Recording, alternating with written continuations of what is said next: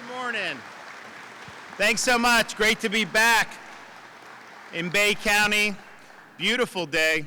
And I know we've got a lot of exciting stuff. I mean, a Memorial Day weekend, I'm sure, is going to be really, really incredible. I know you guys do it very well here, and people have been really flocking here for almost the entire time I was governor. I mean, in really, really major ways, and it's obvious to see why. We've got outstanding coastline here, a great fishing and boating culture. I'm happy to have initiated record red snapper season for the Gulf, which I know our anglers have enjoyed, and we blew that out of the water with this year. And actually, we get to start on Memorial Day. You get to start on red snapper early. So we were talking about what to do, and it's like, okay, we challenged the orthodoxy. We knew there were a lot of fish in the sea. We wanted to make sure people, and honestly, the populations are very healthy as a result of what we were doing. And we wanted to give people, but you got to figure out, even doing the biggest season ever, you pick which, I was like, we got to do Memorial Day weekend. We got to do these key days. So that's really exciting that people are going to be able to do that and have a good time. So we always love coming back to this area. There's a lot to do, and I know it's going to continue to be a great engine economically, not just for people that live and work here, but really for the state as a whole. We're joined here by our Fish and Wildlife Conservation Commission Executive Director Roger Young, Senator Jay Trumbull, Representative Griffiths, and Ben Special, President of Yamaha's U.S. Marine Business Unit, which I know is a really big deal. And I want to thank him for being here. We take pride in our state of Florida being the best fishing and boating state in the United States of America. And honestly, it's not even close. We're the place to do this. We have more than 7,000 marine businesses that just those businesses alone support over 100,000 jobs across the state. The total economic impact of recreational boating in Florida is over $31 billion. Now, what does that mean? I think most people know that's a lot of numbers. But go back to 2018, that's a 53% increase just since 2018. And part of it was, with COVID, people were like, they wanted to do things. And so I think COVID was probably the best thing that ever happened in terms of pushing, not, media's going to say, oh, he said it was good. No. Don't misquote me. But COVID drove people outside more. And so golf did phenomenal. Boating and fishing did phenomenal. And so I think that really helped drive that people wanted to be outdoors and they wanted to do things, especially new people coming to Florida. And I know there were a lot of people that would move here and they're like, okay, I guess I got to start boating. And so they'd buy a boat. Now, some of them didn't know how to operate the boat, which caused some problems, but we kind of, hopefully can figure that out. I know we've worked hard on that. So you've had this massive boom in outdoor recreation, and we've really been at the forefront of that. We are the top boating state. We consistently rank #1 in marine expenditures and boat registrations. We have over 900,000 boat registrations as of 2023, and probably higher now that we do that. And we have over 4 million licensed anglers, and is known as, and of course, you would expect that, being the fishing capital of the world. We've been able to do a lot of really neat things. We did do discounts on sportsman hunting and fishing licenses. We were able to issue more than 75,000 gold sportsman's licenses, which generated $24 million in revenue, even though it was a big discount for the purchaser. We did extend that program to provide even more discounts on several fishing and hunting licenses, including the lifetime licenses. If you want to get out and try your hand at fishing on any of our salt or freshwaters, you can purchase a combined annual fresh and saltwater combo license for just $5. And $5 doesn't buy what it used to buy. So if that's a pretty good deal. We've also solidified our state's reputation for boating and fishing. We want to continue to do that. So if you look at people that are here, our Florida residents, this is an important part of our culture. It's also an important thing that draws people to want to visit the state of Florida. When I became governor, Florida typically would get about 80 to 90 million visitors a year. And we saw that increase a lot over the years. And most recently, we had 142 million visitors to the state of Florida. Now, I view that as something that can help the economy, all this stuff. I also view it, I would rather have them pay the taxes than us pay the taxes. And so, you have an opportunity. People come, they buy things, they pay taxes on all this. And so we have an opportunity to continue to offload tax burden away from Florida residents and towards some of these 142 million visitors. I mean, I think that only makes sense, and we're probably the only state in the country that can get away with that. That's why I've been going after these property taxes so hard, because we can do something about this. People see property taxes go up because their values of their homes. I just saw the Tampa Bay area saw an increase of 23% going up, and it's because the values have gone up. That's true nationwide, but Florida's been even more because there's been a lot of demand. And so people are now having to pay on a home that they bought 10 years ago for a certain amount. Now they're being told it's worth twice that much, and they got to pay more in taxes. Well, how is that good? And then at what point do they stop taxing you? It's like you engage in transactions, and like you pay a tax.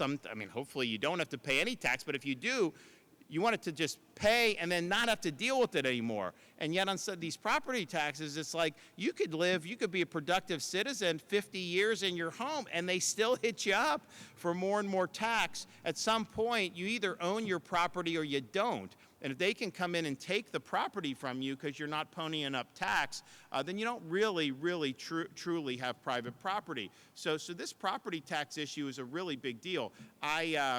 I know where I go and talk with folks around the state, this is the one thing. Now, the state doesn't administer that. That's done locally, and you've had local governments, and some have been more reasonable and more responsible by rolling back rates so that taxpayers are held harmless, but others have not done that. Others have increased millage rates. And for what? Why would we be going after homeowners? So I think it's a really significant issue. We're going to want to continue to do it. But you have all these people that visit, and it used to be, they did the analysis when we used to have 80, 85 million visitors, it was about 18 to 20% of the state sales tax revenue came from those visitors. But now that we have 142 million, I think it's at least a quarter of Florida sales tax revenue, and maybe as much as a third. But then you also have to count in snowbirds. We've got people that live here for 3, 4, 5 months a year who are not Florida residents. They're also contributing to be able to do that. So I view that as a potential for us to really deliver relief to Florida homeowners. That'd be the best thing we can do. We can't control at state government the amount of value that your home goes up or not, or how much a home costs.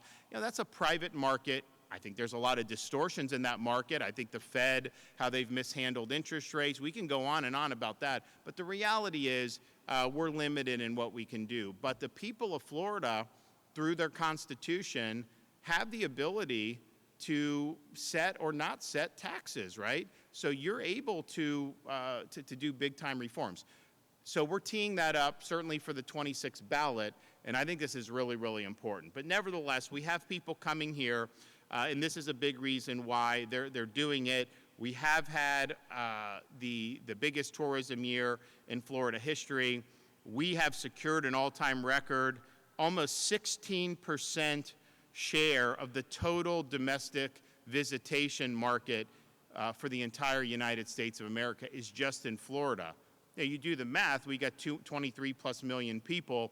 The United States as a whole has 330 plus million people. So we're like 6.5%, 7%, and yet we account for more than double our share of the population in terms of the visitation. So that's really, really good. Now, that's all great, and it's all great to say you're doing good stuff, but my view is we always want to do better. And when it comes to our anglers, our boating community, people that really thrive on enjoying all that Florida has to offer, we do get feedback about, hey, what can be done better? So we've done a number of different things, and we've been working very closely with Senator Jay Trumbull over the last many weeks to make sure that the legislation we're going to sign today actually got across the finish line. I want to thank Representative Griffiths for also leading the charge in the House of Representatives to make sure that we're doing what people expect us to do.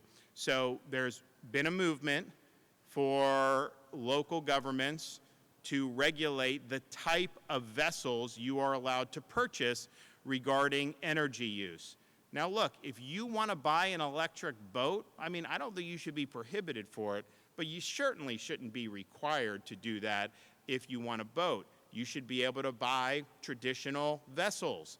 And so the legislation that we're going to sign today, this Boater Freedom Act, is going to make sure that Florida remains the boater capital of the world.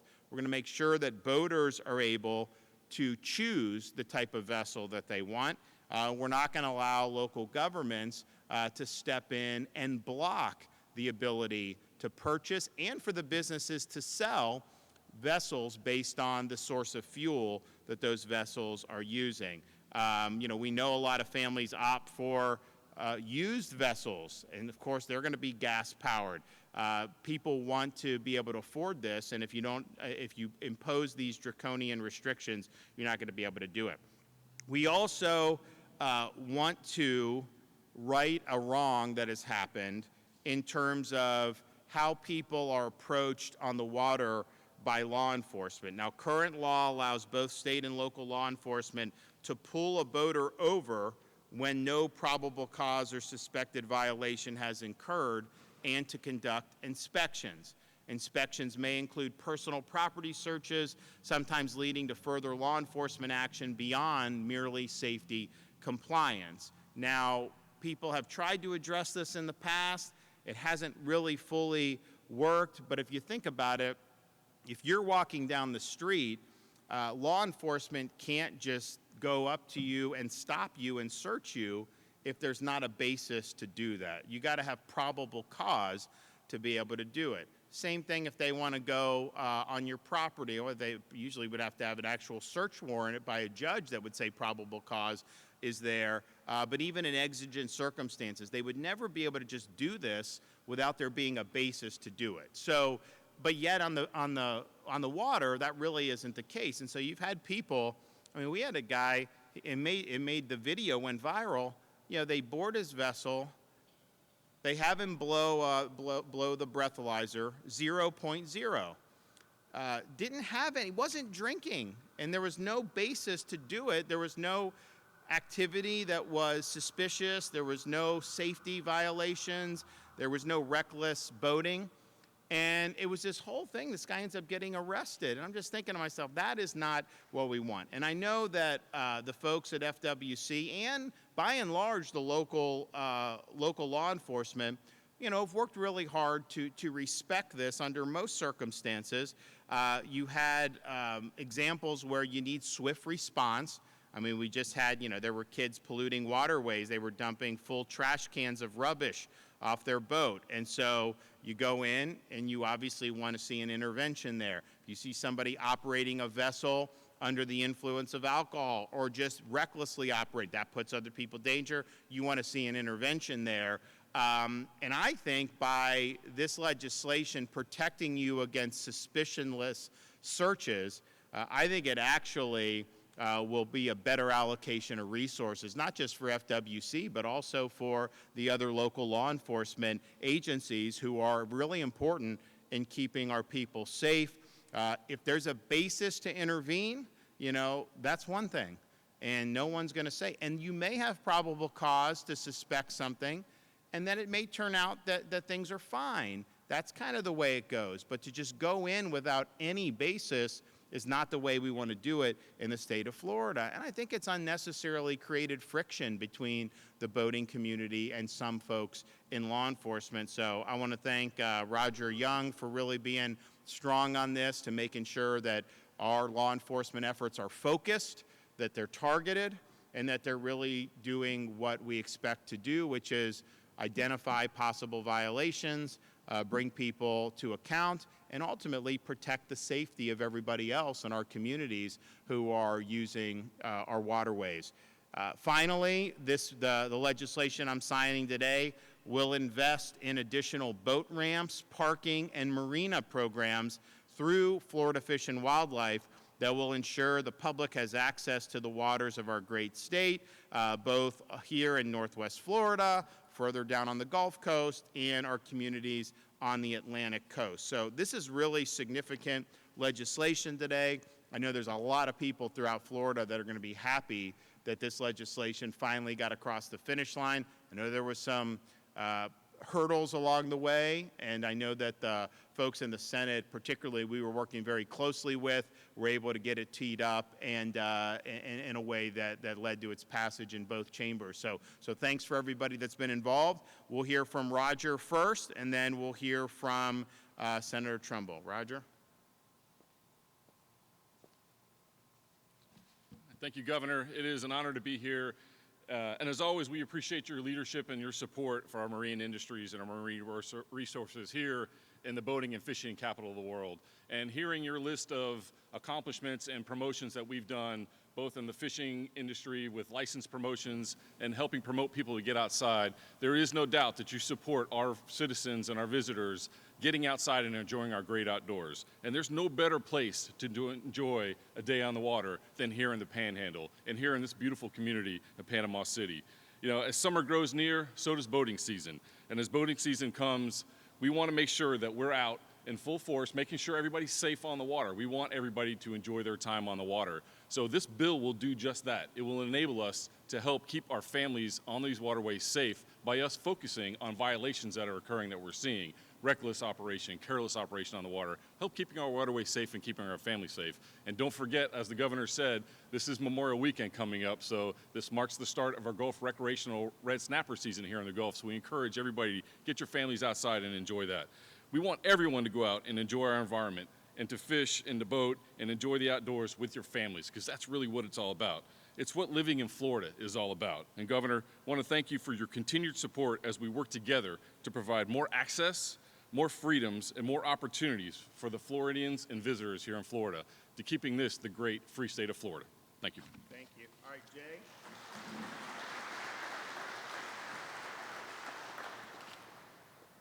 Thank you so much, Governor DeSantis, for your unwavering support and leadership in making sure that Florida continues to stay the most free state in the nation and being a model for defending our individual liberties and putting Floridians' rights first. I really do want to point out Representative Griffiths and recognize him. We can't get anything done without both chambers, and your work, sir, and your commitment on this issue is incredibly important. It helps that both of us boat on a regular basis and have a very sensitive ear to other boaters as they're on the water and hearing some of their frustrations. You know, with the signing of this bill, Senate Bill 1388, the Boater Freedom Act, we're reaffirming that the principles of freedom and limited government do not stop at the shoreline. At its core, the Boater Freedom Act is about protecting personal freedoms and preventing government overreach. The right to move freely without being stopped or questioned without cause is fundamental in a free society. And the right should apply whether you're on the highway or on the water. We do respect our law enforcement officers and their mission, but there has to be a balance. This bill is about restoring common sense to marine enforcement. It's about trusting the vast majority of Floridians who are doing the right thing and letting law enforcement officers focus on those who are truly violating the law. We're not removing oversight, we're reinforcing fairness.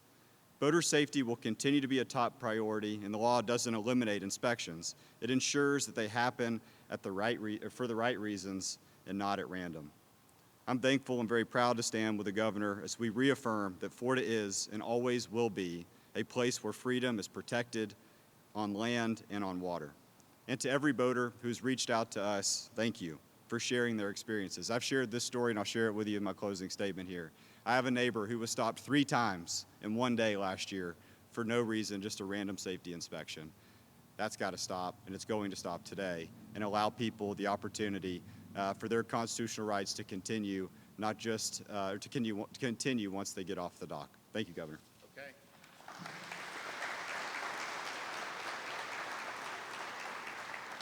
Hello, everyone.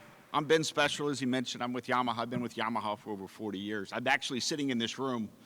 I'm a little bit of a gearhead, a geek, and I'm looking at every one of these engines that say Yamaha on. I've been involved with since conception. So I'm very excited about what you're doing. I was just in Washington, D.C., and I hope you don't mind, but I used Florida as the lighthouse example of what's doing right for the marine industry and for marine consumers. As I explained to some of the outreach to the White House is don't forget what you're doing is you're helping everyday people go boating. The boats behind me right here are relatively small boats. Those are the things I really focus on. What I'm proud about this legislation that you're doing in Florida, I hope to be able to take to other states to show is the Boating Freedom Bill is about all technology should be available to boaters. We shouldn't limit it. I could give you a dissertation on the reason why. I've been in several meetings with the EPA on why you can't have these select technologies. You got to use the broad technologies because boating is very unique. The other part of what I'm proud about you guys are doing is making grants for more water access. I like to tell my friends and stuff that I look really smart when the industry grows. You know what the biggest barrier of that? Access to fish and access to water. The more boat slips, the more ramps, the more capabilities, everyday people can go boating, the industry will grow. And that creates jobs both here and in many other states. I know many of the companies that have built these boats and these components, and they really appreciate Florida. I travel the globe for Yamaha, and I use Florida as the lighthouse for the marine industry. It's sad to see other countries not have this type of water access and access to everyday consumers. It's important that you're doing this stuff. Very proud of what you're doing down here, and we thank you very, very much. And I do have to say one comment. We woke up yesterday in Louisville, Kentucky, after flying from Washington, D.C. back to Louisville. We live in Atlanta. My lovely wife spent 12 and a half hours driving me down here yesterday because of this event. That's how important it was to me. So I cannot express to you enough how important it is. And I know we have other items we want to work on getting South Atlantic right, like we did in the Gulf of Mexico some years ago. And I'm very passionate about making sure that gets done with NOAA fisheries. So thank you very, very much, and I'll be around for a little bit if you have any questions for me. Thank you.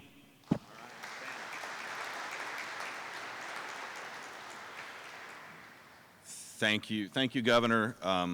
I think everybody in this room knows that we have a friend in Governor DeSantis. He was here as a candidate before Hurricane Michael. He's been here ever since. We've seen him through COVID. We've seen him through every wildfire, the events that have really traumatized Bay County. In Bay County's comprehensive plan, it talks about water access. It's truly written in our comprehensive long-term plan for the citizens of Bay County. This bill helps address that.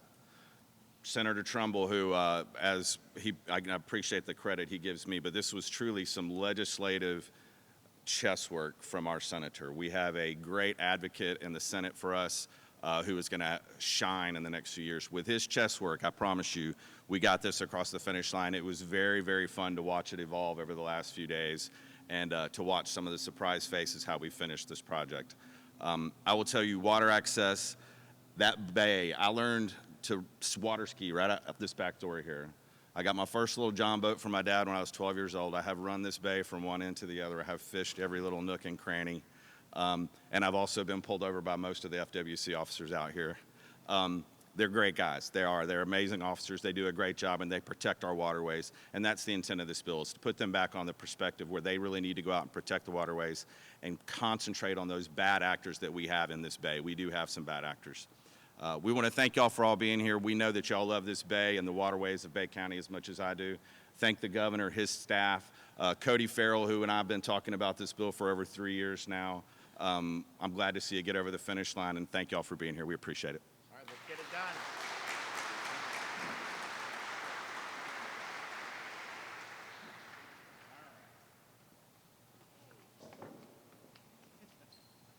Okay, so today is May what? 19th? All right.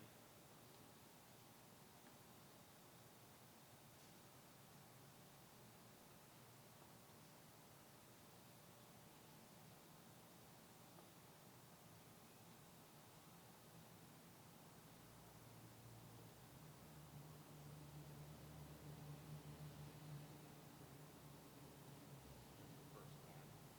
That's the big one. And this is the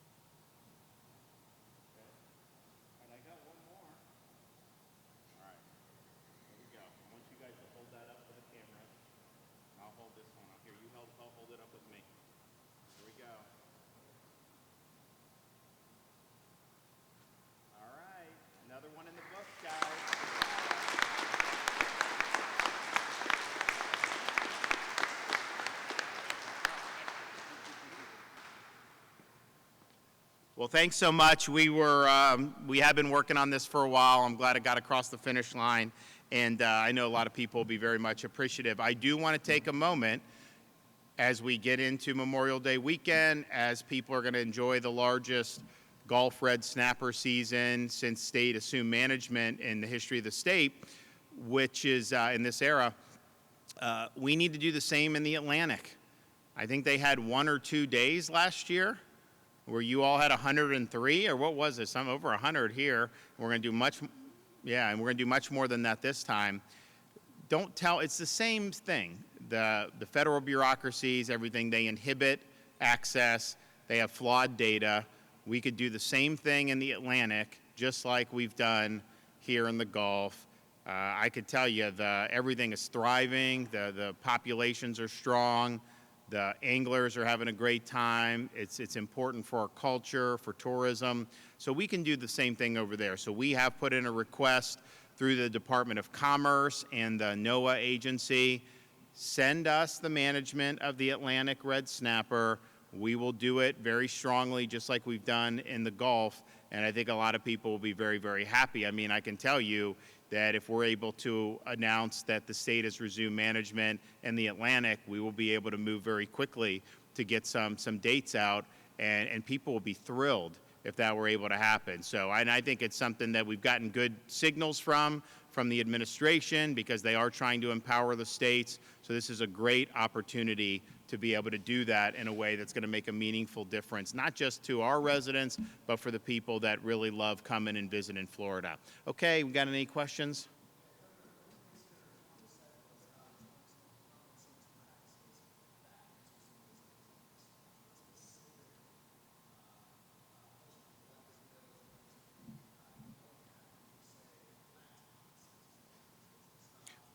Well, I think what the senator said, I mean, when you have somebody who is stopped 3 times in one day without there ever being a basis to stop them, then you know something's wrong.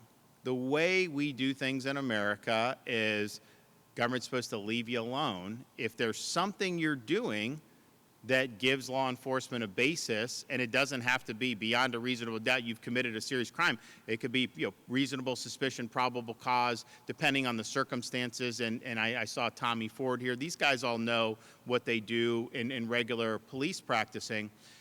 So when you say you could just board a vessel and start searching for no reason, it's not even like people are doing anything wrong and that they're worried that they're going to get discovered, although they could find something that they didn't have a basis to that would normally not be allowed. But I think it's more just people feel like they're being violated to have someone come in and start rummaging through. It's just not how we do. It's the same thing if someone wanted to come in and just start searching your house without a basis. People just would feel that that's something that's wrong, even if there was no wrongdoing involved in terms of that law enforcement found anything.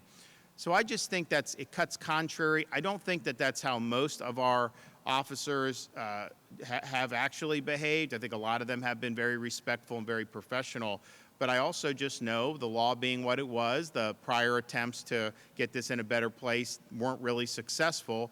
You have had these situations. So I think because of what the senator and Representative Griffiths did, I think this is going to end the issue once and for all. I think we finally have great protections for people, and I think people are going to be very pleased with it.